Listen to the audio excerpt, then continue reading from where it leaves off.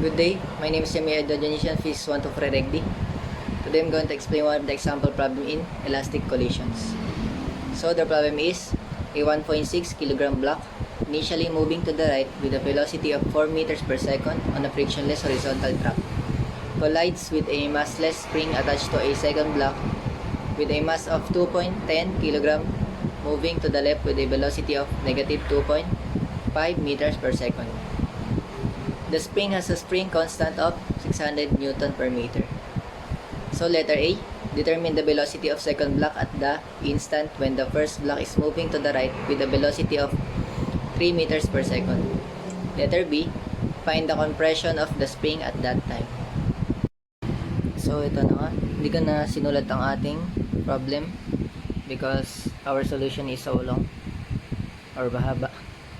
So sa problem na to, we will identify the system as the two blocks and the spring using the conservation of momentum to solve the final velocity of the block 2. And we'll also use the conservation of energy to find the compression of the spring at the time. So for letter A, we will use initial momentum equals final momentum. So let's start. So mass 1 times velocity 1 plus mass 2 times velocity 2 equals mass 1 times velocity 1 final plus mass 2 times velocity 2 final. Solving for the final velocity. So ito ang gagamitin natin kaya mauuna na siya ngayon. So velocity 2 final is equal to mass 1 times velocity 1 plus mass 2 times v2 minus mass 1 times v1 prime divided by mass 2. So substituting the value, so our v2 prime is equal to our mass 1 which is 1.6 kg times velocity 1 which is 4 meters per second times 2.10 kg times negative 2.5 meters per second minus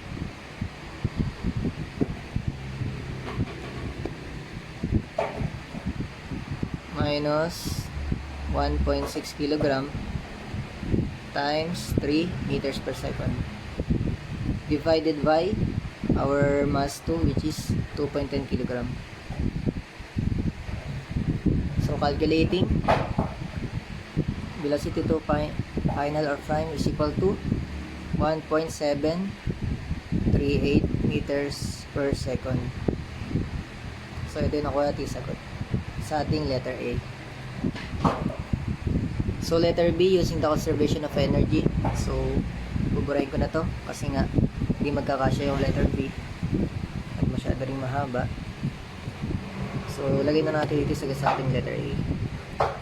So for letter B, gamitin natin ay conservation of energy. So energy initial equals energy final. So 1/2 times mass 1 times B1 square plus 1/2 ulit 1/2 mass 2 times B2 square plus 1/2 times square is equal to 1/2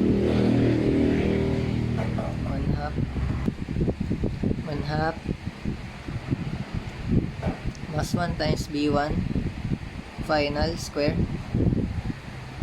plus 1/2 mass 2 times b square 2 final square plus 1/2 kx final square. So after they collide, di pa nagko-compress yung spring. So initially our x is 0. So ito ay 0 na. So 1/2 mass 1 times b1 square ay plus 1/2 mass 2 times b2 square equals 1/2 mass 1 times b1 square final plus 1/2 1/2 mass 2 times b2 square final plus 1/2 kx final square. So magiging ganito siya. So ayusin natin yan. Kaya ayusin muna natin. So ay ganito na siya, 1/2 kx final square is equal to 1/2 mass 1 times b1 square plus 1/2 mass 2 times velocity 2 square minus 1/2 mass 1 times b1 square final or prime minus 1/2 mass 2 times b2 square prime. So ayan, cancel na natin tong 1/2. Pwede natin siya i-cancel ang mga 1/2 na yan. And cancel. So once na kinancel natin siya, didipay natin yung both sides sa k. So dito na ulit natin siya ilagay. Purahin na natin ito na siya. So rewrite lang natin muna ulit.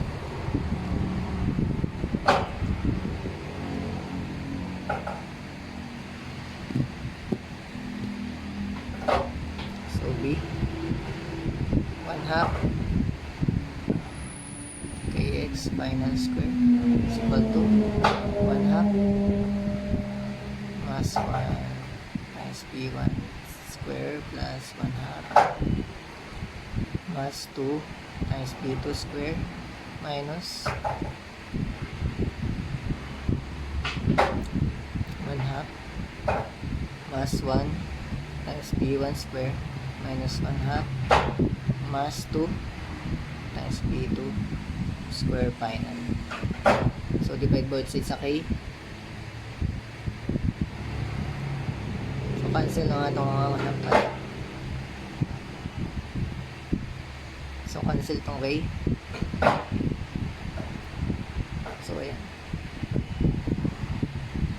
So ito na yung kakalabasan niya.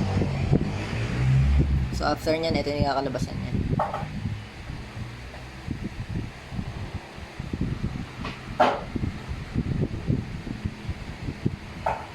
X final square equals mass 1 times b1 square plus mass 2 times b2 square minus mass 1 times b1 square prime minus mass 2 times b2 square prime divided by k.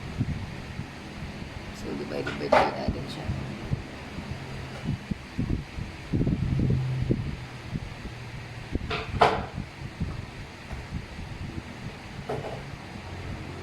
So square root natin both sides.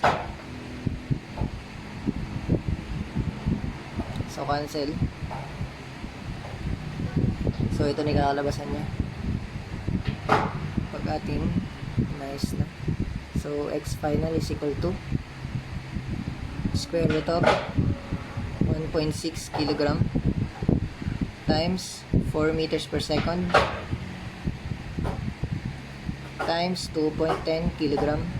2.10 lang times negative 2.5 meters per second quantity square minus 1.6 times yung 3 lang square minus 2.10 kilogram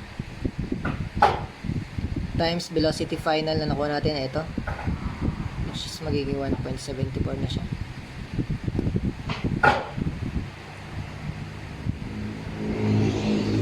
Meters per second, quantity square, divided by 600 Newton per meter. So, ayan.